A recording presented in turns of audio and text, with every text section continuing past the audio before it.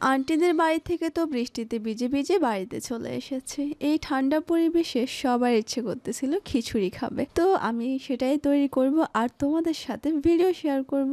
আসসালামু আলাইকুম এভরিওয়ান, কি অবস্থা সবার?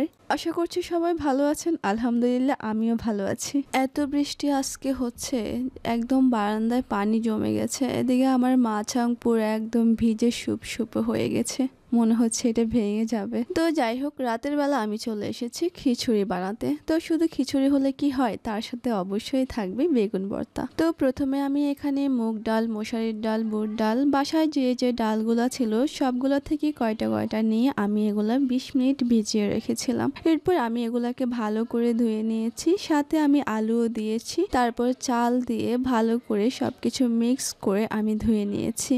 আমি একটা ডেস্কিতে পানিগুলো গরম করে নিচ্ছি আর আরেকটা চুলায় আমি বড় একটা ডেস্কি বসিয়ে দিয়েছি। এখানে আমি সরিষার তেল দিয়ে এরপরে গরম মশলা দিয়ে দিচ্ছি। তারপরে পেঁয়াজ কুচি দিয়ে কিছুক্ষণ নেড়ে ছেড়ে এবার আমি দিয়ে দিচ্ছি আদা বাটা, রসুন বাটা, লবণ, ধনিয়া গুঁড়া, জিরার গুঁড়া, হলুদ, মরিচ সব কিছু দিয়ে ভালো করে কষিয়ে নিচ্ছি। এরপর চাল দিয়ে আমি বেশ কিছুক্ষণ ধরে এগুলো ভেজে নিয়েছি। কাঁচামরিচও আমি দিয়ে দিয়েছি। এবার আমি গরম করা পানিগুলো দিয়ে দিয়েছি।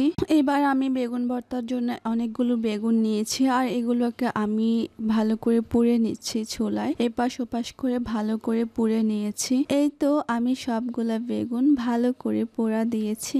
এবার এগুলো দিয়েই ভর্তা বানাবো। একটা বাটিতে আমি সরিষার তেল, লবণ, পোড়া মরিচের গুঁড়া আর এখানে পেঁয়াজ কুচি নিয়ে নিয়েছি। বেগুনগুলাও আমি উপর থেকে চামড়াটা ফেলে দিয়েছি। এখন এগুলাকে মেখে নিব।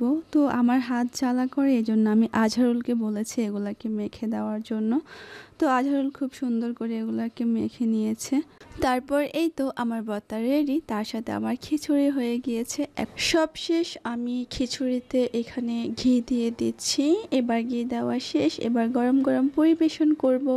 তারপর আর কি, আমরা খেয়ে নিয়েছি। আজকের ভিডিও এই পর্যন্তই। সবাই ভালো থাকবেন, নিজের খেয়াল রাখবেন, আমার পেজটি অবশ্যই ফলো করবেন। আল্লাহ হাফিজ।